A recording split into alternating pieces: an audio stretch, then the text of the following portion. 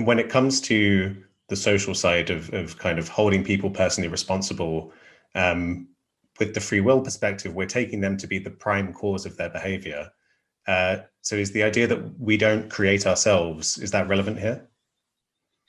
Well, yes, it is. I think responsibility has a number of different meanings. Leaving aside insanity and coercion, we always are the prime cause of our behavior, and it makes sense to hold us responsible in the sense that if we behave badly, we must expect to be taken to task. But that doesn't mean that we are morally responsible. This is where it's relevant to point out that we don't create ourselves. It's some moral responsibility that is thought to justify all our retributory attitudes, to make them deserved. And to my mind, you can't reconcile moral responsibility with determinism. Interesting, some philosophers start out by wanting to prove something. Almost all of them do, actually, I think that. And then they try very hard to prove it. And there are philosophers who try to uphold some version of free will, as I say, and there are some version of moral responsibility. I think they do this because that they want to preserve the existing attitudes of the society in which they live and which they've been brought up. And that society, of course, is based on these concepts, and they want to be able to think they're right. Then, of course, they're shot down by other philosophers who don't take that view and are able to take a more objective view of the subject. Right. Yeah, that's really interesting. Actually, I very much like in your work that it's very to the point, very no nonsense. And whereas you don't get bogged down in the philosophical problems. But so it's worth acknowledging that just because people don't have free will in an absolute sense, we can still take steps to protect ourselves against the harm caused by others. Do you think the main change in perspective is in realizing we don't have to hate people who cause harm or think that they're truly at fault in any deep sense? Yes, that's exactly what I do think. Society has to protect itself against people who would cause harm and disrupt it. That doesn't justify hatred, and it doesn't justify punishment which is retributory. Right. And why do you think the myth of free will is baked into our legal systems? Is it to do with kind of an emotional need for retribution? Yeah, I think it's baked into our legal system because it's baked into our society as a whole, baked into our legal emotional attitudes. And certainly our emotional attitudes do embody the need for retribution. People sometimes speak of retributory justice, but this is a contradiction in terms. Retribution is actually unjust, and retribution as such serves no useful purpose. But of course, any government which tried to do away with it would be accused of being soft on crime. Actually, penal measures which are labeled as soft on crime are actually very often much more constructive, much more useful than measures which are labeled as hard on crime. Right. And it seems to me that we use the idea of free will to scapegoat people instead of being willing to confront the social issues that drive people into crime. Does that perspective resonate with you? Yes, very much so. Crime is determined, and the only way to reduce it is to tackle the determinants. Not an easy job. I mean, the determinants go right back into problem families, and not easy to identify them, not easy to help them, and not much effort is ever made to do that, I don't think. But that's the way it is at the moment. Right.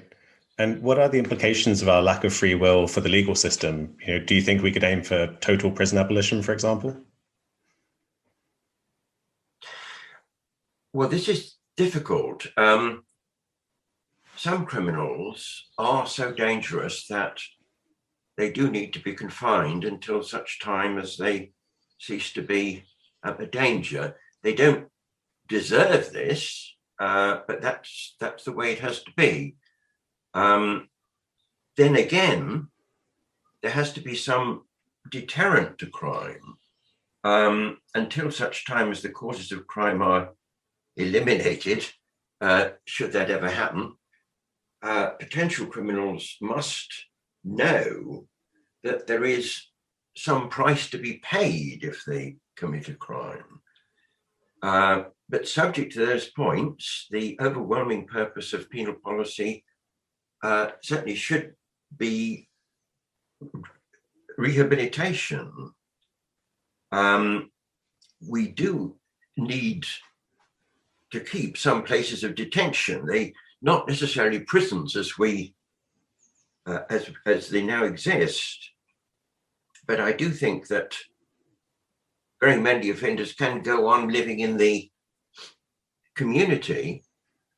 Surveillance techniques nowadays make this much more of a possibility, I think. Right. And so in your work, you're offering a rational argument against the existence of free will. Do you find this approach is generally successful, or do you think there's also a significant emotional component at play? This is an interesting question. I don't really know whether it's successful or not, but I suspect that it isn't successful in any real sense.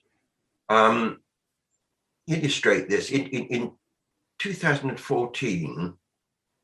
Several executions in America by lethal injection were botched, leaving the offenders to gasp and groan and choke, struggle, writhe in apparent agony for periods between half an hour and 2 hours.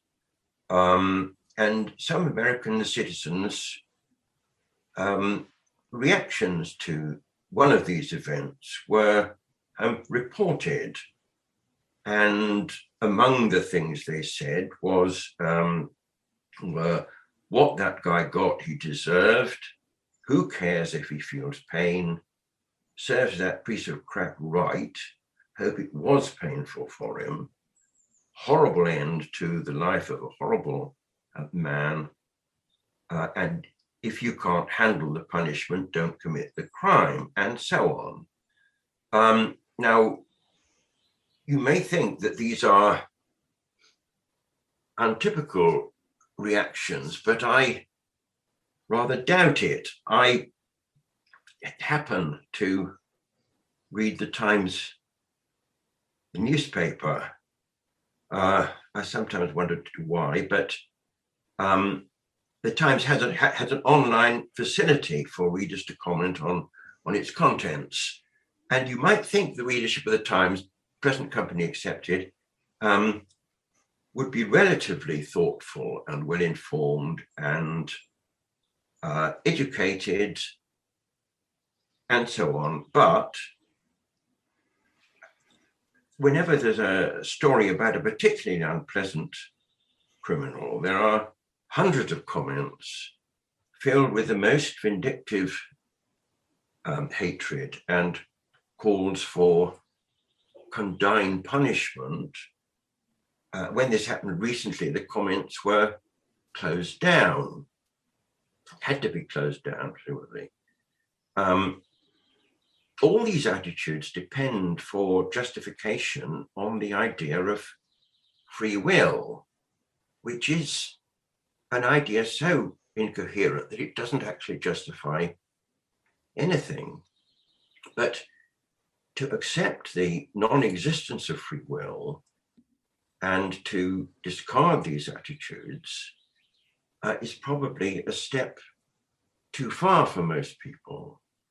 And it's one thing to accept determinism, paying lip service to it, and quite another thing to accept it emotionally.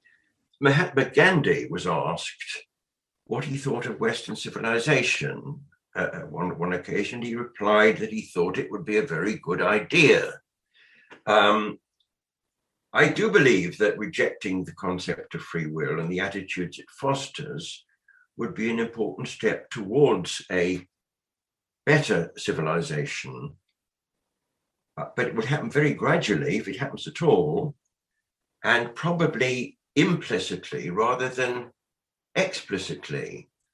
The penal regime in Scandinavian countries is actually less punitive and more constructive, and more successful than the regimes in this country and America.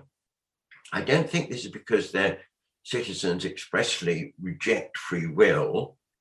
They just see the sense of basing their regime on the idea of understanding and rehabilitating offenders.